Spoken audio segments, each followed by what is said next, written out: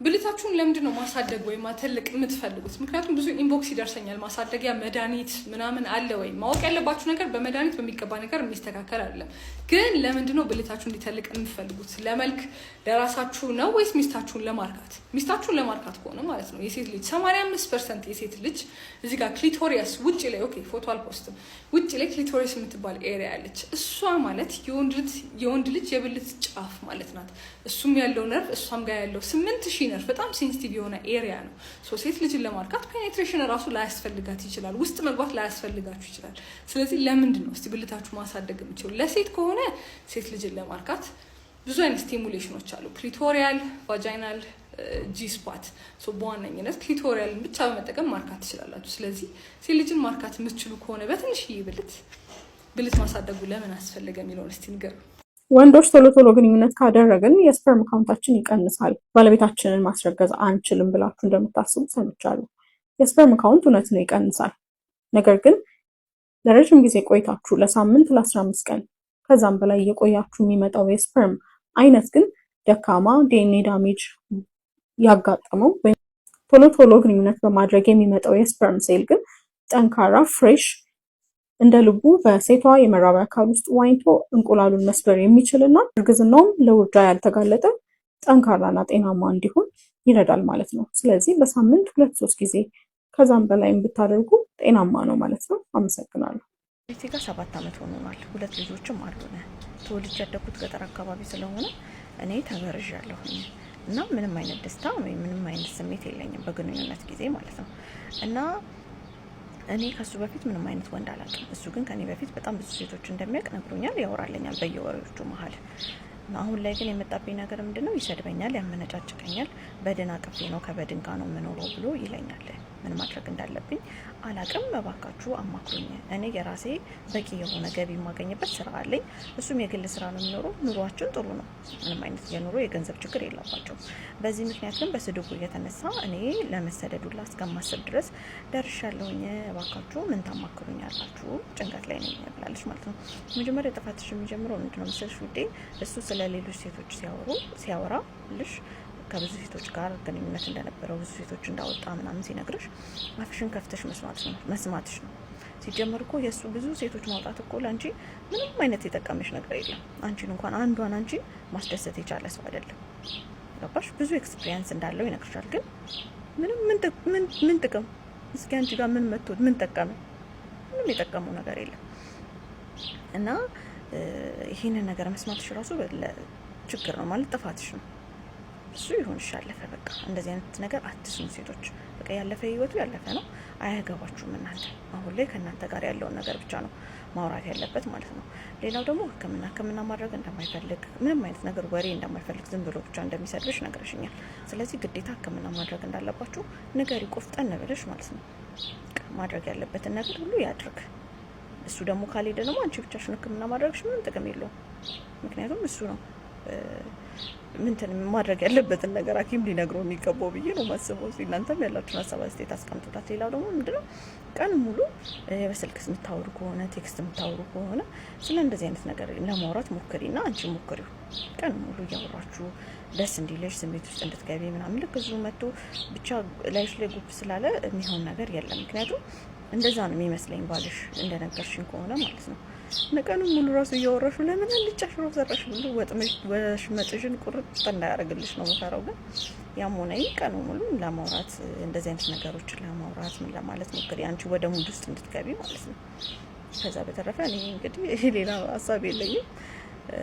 ሕክምና አድርጊ። የመጀመሪያ የመጨረሻ አማራጭሽ ነው ብዬ የማስበው ከሐኪም ጋር ሄዳችሁ ምን ማድረግ እንዳለበት እሱ ይማር እንጂ ብዙ ሴቶች ላይ ኤክስፒሪየንስ መኖሩ ምንም የጠቀመው ነገር የለም።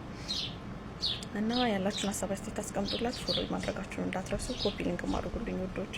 ቪዲዮ የምሰራበት ቦታ አጥቼ የት እንደሆነ ቪዲዮ የምሰራላችሁ። ለማንኛውም ፎሎ እያደረጋችሁ የኔ ወዶች። አይነቶች አሉት ኤሬክታይል ዲስፈንክሽን ማለት ነው። ቤዝድ ኦን ሲቨሪቲ እንዲሁም ከአመጣጡ አንጻር ከጊዜ በኋላ ነው ወይስ ከመጀመሪያው ጊዜ ጀምሮ ነው?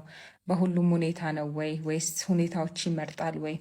እንዲሁም ደግሞ ባለው ሲቨሪቲ ማይልድ፣ ሞዴሬት፣ ሲቪየር ብለን የምንለካበት መንገዶች አሉ።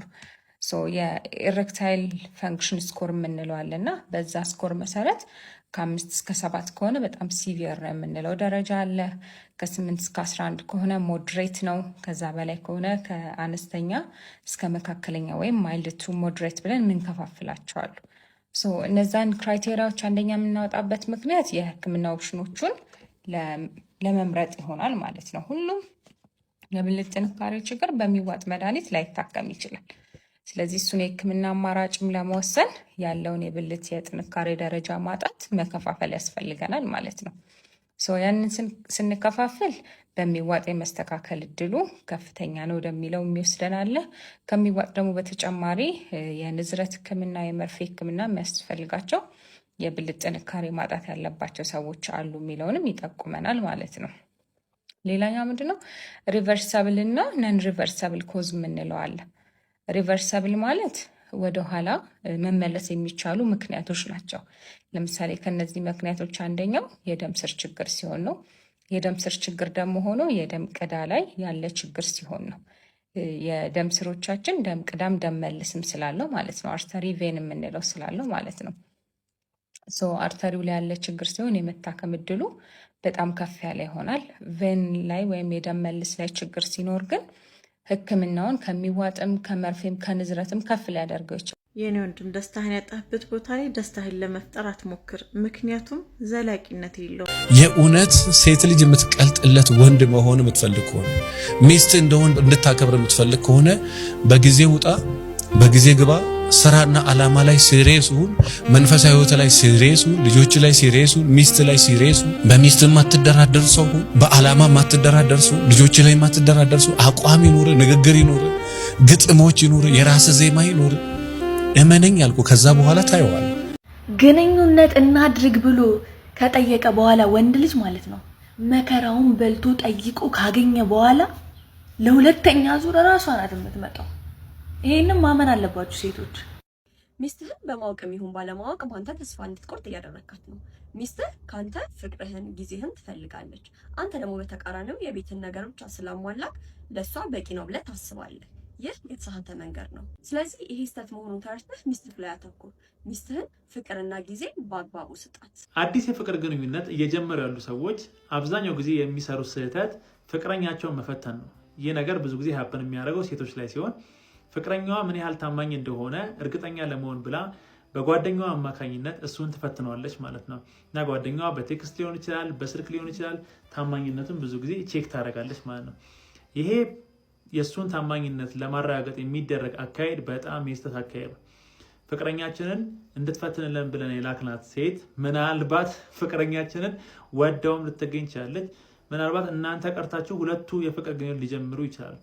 በጣም ግን አስከፊነቱ ደግሞ እሱ አንቺ እንደምትፈትኝው ያወቀ ቀን በጣም ያዝንብሻል። ምክንያቱም አለመታመን ከባድ ስሜት ስላለው ማለት ነው። ስለዚህ ከዚህ ይልቅ መተማመን የሚፈጠርበትን ነገር፣ ፍቅራችሁን የምትሳደጉበትን ነገር ላይ መስራቱ ይሻላል አይደለ?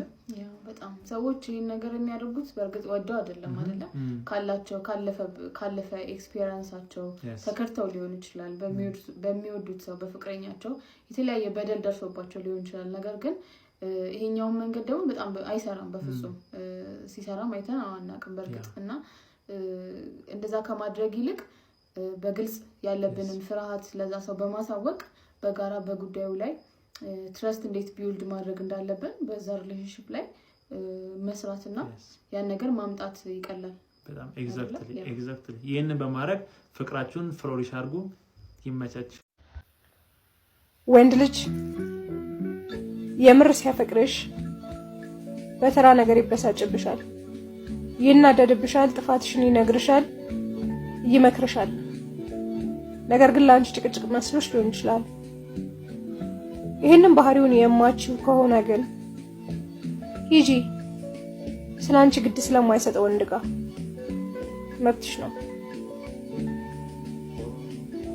ጤናማ ትዳር እነዚህ ሶስቱን ነገሮች የያዘ ነው። ከሶስቱ አንዱ ከጎደለ ግን ጤንነቱ ይዛባል። አንደኛ አጋፔ ፍቅር። ይህ ትልቁ የፍቅር አይነት ነው። በሁኔታዎች ላይ ያልተመረኮዘ፣ ራስ ወዳድ ያልሆነ፣ መስዋዕትነት ያለበት፣ የትዳር አጋራችን ቢለወጥ እንኳን እኛ ማንለወጥበት፣ አስቸጋሪ በሆኑ ሰዓት የማይቀየር፣ ምንም ነገር ሳይጠብቁ መስጠት የተሞላበት፣ በተለይ ደግሞ ባል ሚስትን ይውደድበት የተባለው የፍቅር አይነት ነው። ሁለተኛ ፊሊዮ ወይም የጓደኝነት ፍቅር ከትዳር አጋራችን ጋር ጓደኛ የምንሆንበት፣ ህብረት የምናደርግበት፣ የምንስቅበት፣ የምንጫወትበት፣ የምንቀላለድበት፣ ኢሞሽናል የምንያያዝበት፣ ቤስት ፍሬንድ የምንሆንበትና የምንደጋገፍበት የፍቅር አይነት ነው። ሶስተኛ ኤሮስ ወይም ሮማንቲክ ፍቅር ከኢሞሽን አልፈን ፊዚካሊ ኢንቲሜት የምንሆንበት፣ እርስ በርስ ኢንጆይ የምንደራረግበት፣ ተገደን ሳይሆን ወደን ኢንቲሜት የምንሆንበት የፍቅር አይነት ነው። ታዲያ እነዚህ ሶስቱም የፍቅር አይነቶች በትዳር ውስጥ መኖር አለባቸው። ምክንያቱም አጋፔ ፍቅር ከጎደለ ትዕግስት የሌለበት፣ ራስ ወዳድነት የበዛበት፣ ጭቅጭቅ የበዛበት ቤት ይሆናል። ፊሊዮ ከጎደለ ደግሞ ቅዝቅዝ ያለ ቤት፣ ሳቅ የሌለበት ቤት፣ ኤሮስ ከሌለው ደግሞ ከትዳር ውጭ የሆነ ግንኙነት እንዲፈጠር ያደርጋል። ስለዚህ በትዳራችሁ ውስጥ ሶስቱ መኖራቸውን አረጋግጡ።